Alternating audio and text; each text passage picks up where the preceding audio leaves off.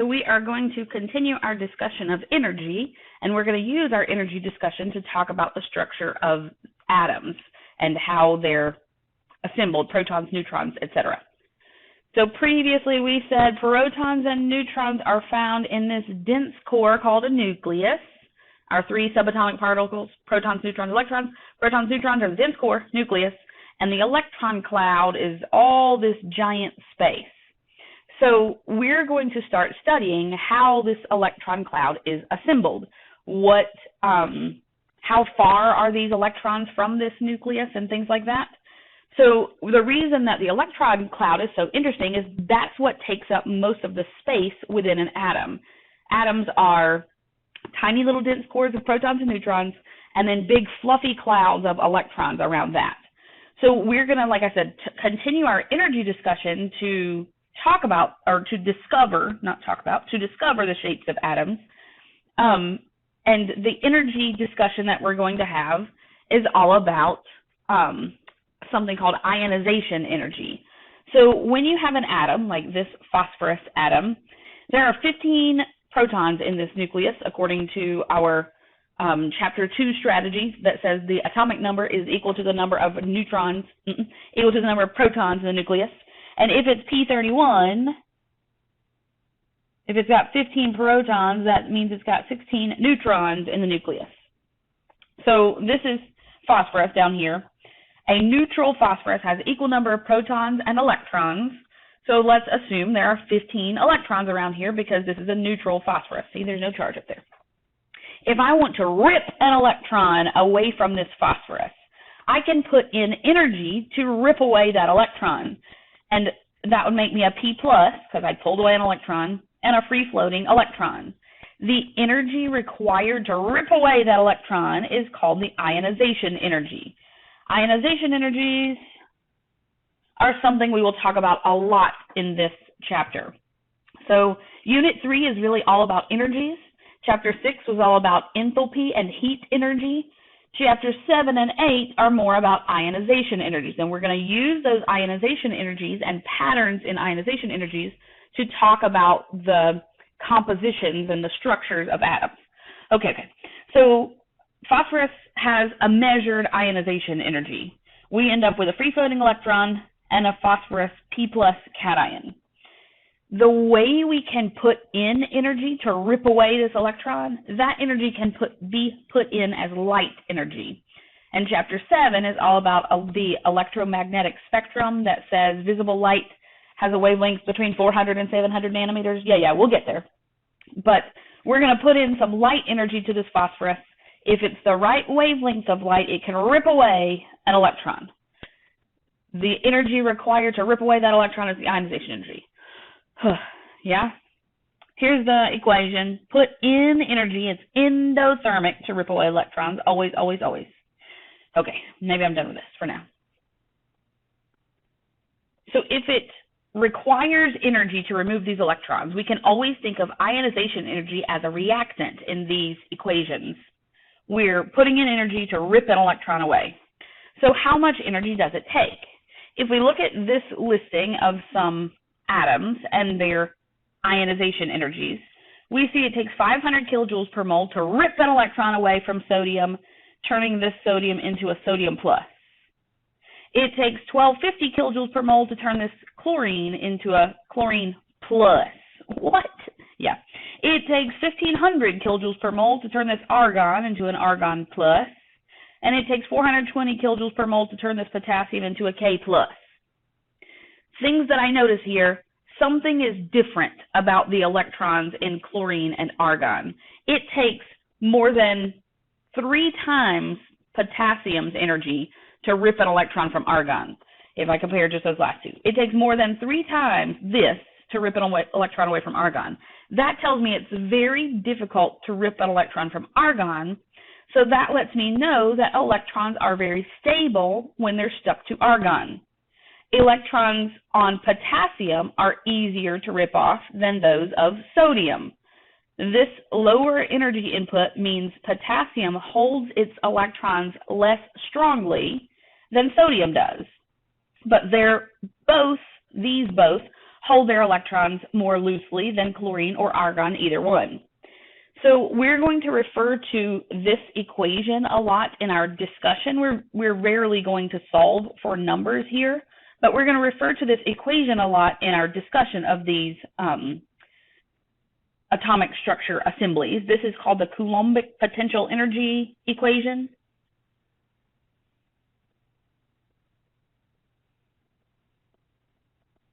So the Coulombic potential energy says V is potential energy, Q is charge, D is distance between particles. So if the potential energy is higher, that's what we're equating here with ionization energy. So the higher the energy, potential or ionization, the more strongly those electrons are held. So if I make some assumptions about these, when the distance between charges gets smaller, so when D is small, V gets very large. So they're inversely related if we use our old terminology. So small d means big V. So this can tell me that chlorine and argon must have electrons that are closer to the nucleus than sodium and potassium do. It's all about the distance between the electrons and the nucleus. So smaller distance, bigger ionization energy. Yep. Okay. So let's take a look at boron. Boron has 5 protons in the nucleus. So we can put a little +5 dot for our nucleus. If we look at ionization energies of boron, ionization energies can tell me that 3 electrons in boron are very easy to remove. So I'm going to put those on a little circle around the 5. And 2 electrons are very difficult to remove. They require a lot of energy to remove. So if we use the assumption from our Coulombic potential energy equation, V equals Q1, Q2 over D, if D gets smaller, V gets bigger. So when electrons require a lot of energy, it's going to tell me they're closer to the nucleus than the others. So boron must have 2 electrons that are close to the nucleus and 3 electrons that are further from the nucleus. We will call these things, these places where electrons are arranged, shells. So boron has 2 shells of electrons. One shell holds 2 electrons close to the nucleus. The second shell holds 3 electrons further from the nucleus. The electrons that are close to the nucleus we call core electrons. Electrons in the outermost shell, electrons furthest from the nucleus, we call valence electrons. So boron, we would call this shell core electrons, and this shell valence. Boron has 2 core electrons, and boron has 3 valence electrons. Valence is always the furthest shell from the nucleus. So even if something like this made-up atom up here, I'm not trying to be accurate in my drawing whatsoever. This atom, I'm getting there.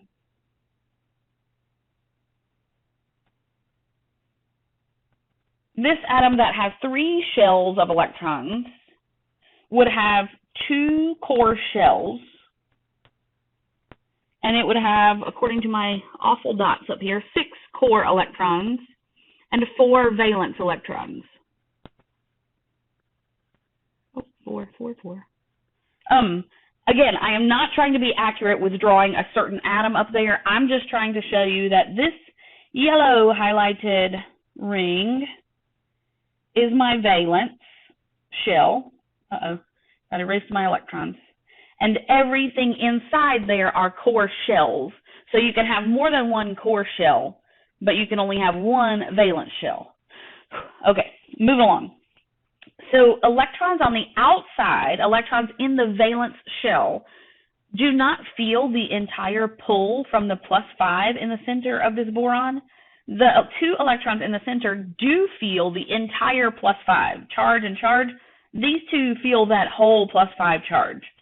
The outside ring, though, these two electrons are sort of canceling out some of what these outer electrons feel, some of the charge of attraction that they feel. So the valence electrons seem like they're really only feeling a charge of +3. The textbook that we use calls this effective charge. The chem activity book that we use calls this core charge. The way you calculate and figure out how much of a charge does an electron really feel is you take the number of protons, that's 5 in boron, and subtract the number of core electrons, that's 2 in boron.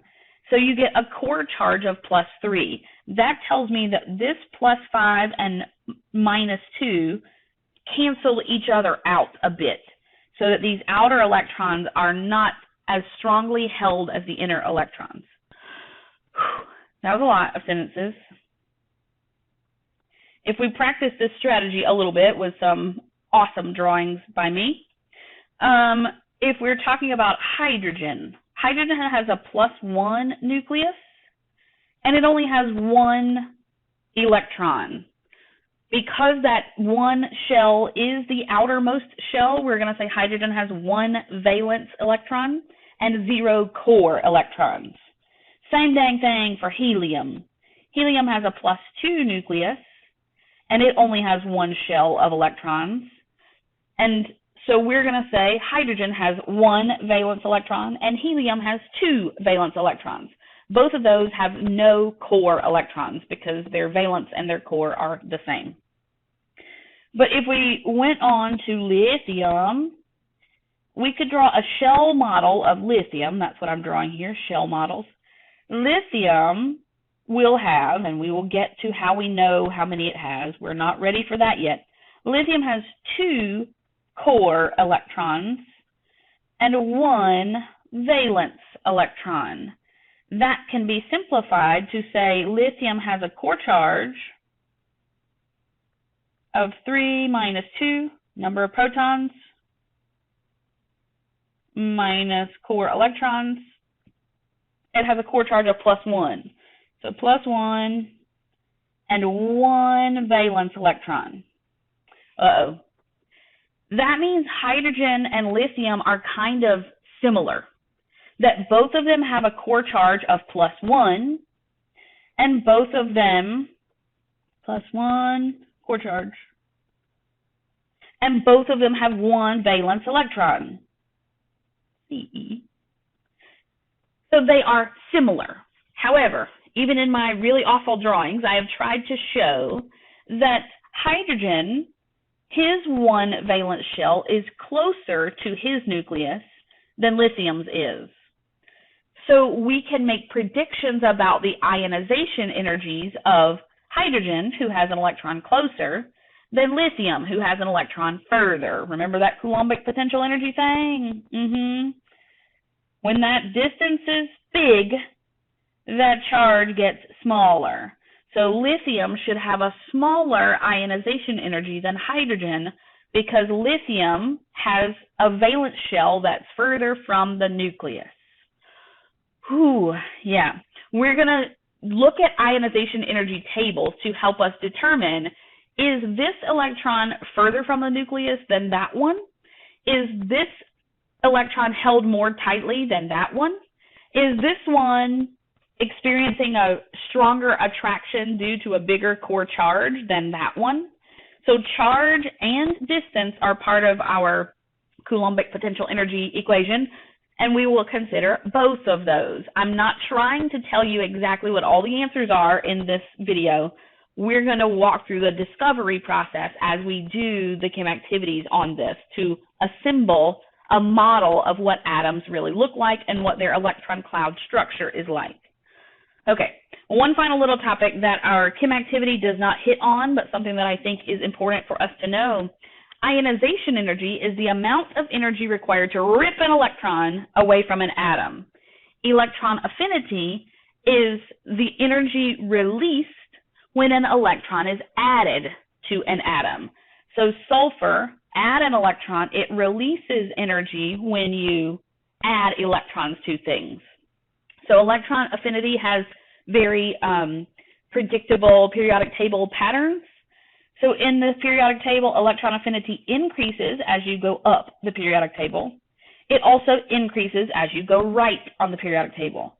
So if I have this little question, which of the highlighted elements, so of these 4 white ones, which one has the lowest electron affinity? Well, according to the patterns, that would be this guy at the very bottom. We're going to talk a little bit more about electron affinities, but just remember, it's the energy released when you add an electron, and ionization is the energy required to remove an electron. They're sort of opposite in that way. All right, that's good enough. Goodbye.